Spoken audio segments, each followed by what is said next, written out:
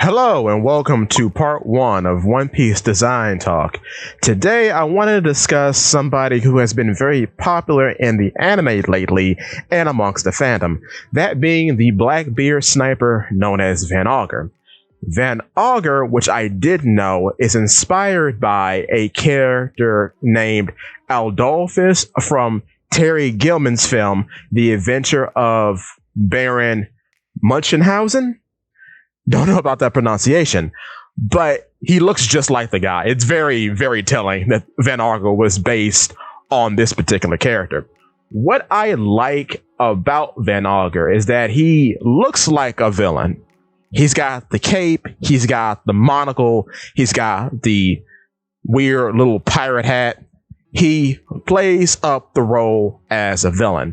What's also very interesting about him in comparison to, I assume, what is his good guy counterpart in Usopp of the Straw Hat Pirates is that everything that is goofy about Usopp is more refined, more sophisticated on Van Augur.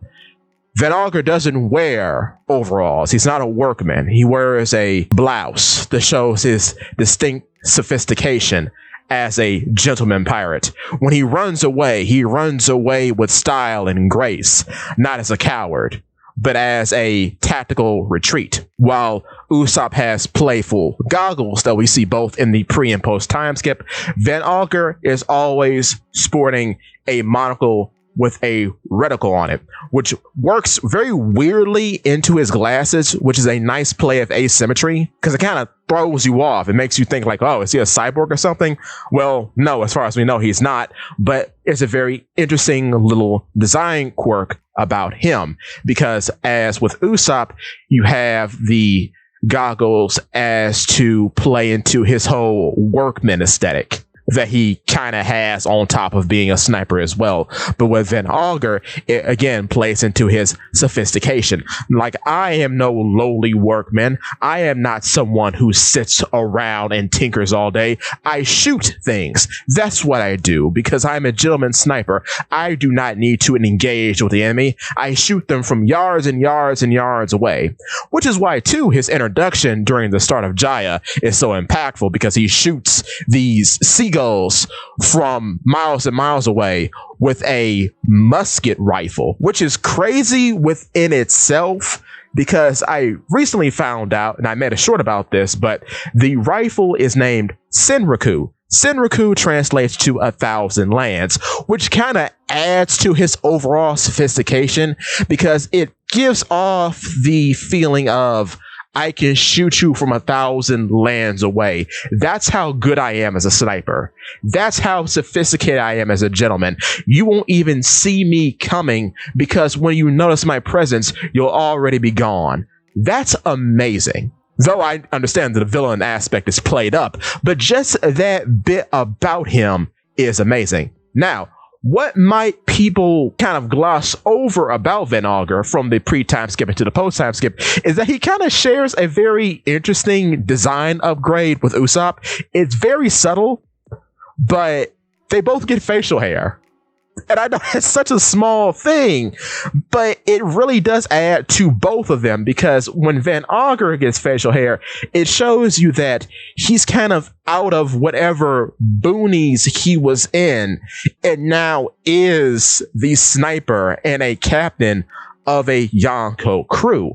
It shows that he has grown up, even though he was already pretty good as it was. But now he's distinguished, he's refined, he's a factor in the world. People whisper the name Supersonic in hushed tones and bars. He's important now. And I think that's what the facial hair really adds to him in the post-time skip. Now, of course, when talking about Van Augur, we can't forget to mention the warp fruit.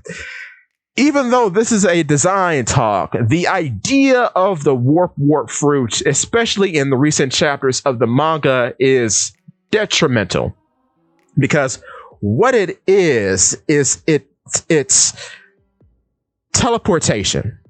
It's actual space control, which as a sniper is a very almost omnipotent ability to have in conjuncture with having observation hockey, because not only can you sense where your opponent is, you can be in and out of their range at a moment's notice, which kind of plays into the whole role of him being a gentlemanly sniper, him being about his business. He's a professional, because like when he fought Ace during Blackbeard and Ace's confrontation, he makes a very tactical exit when Ace gets started and gets busy.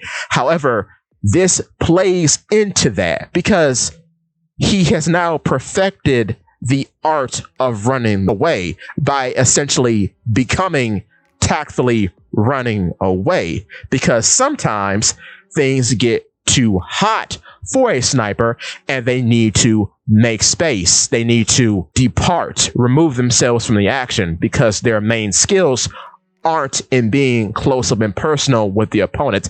Their main skill is to play support from far away. And Van Augur has played that beautifully in every single interaction he has been in. And I think this is a great contrast to the captain, Marshall D. Teach, which is also a great contrast to, say, what Luffy and Usopp have. Teach, with the power of both the darkness fruit and the quake fruit, has no problem in attacking from far away or being up close and personal. And this speaks volumes about his physiology, because even though the darkness fruit allows you a kind of deficit in taking more damage than the average person, Blackbeard takes this weakness in stride and often would rather get up close and personal with the opponent and hit them with a quake fist or douse them in darkness. However, Van Augur would rather take the more sophisticated approach and attack from far away, helping Teach when the opponent kind of gets over on him and puts him in a very vulnerable position, like, say, falling into the ocean.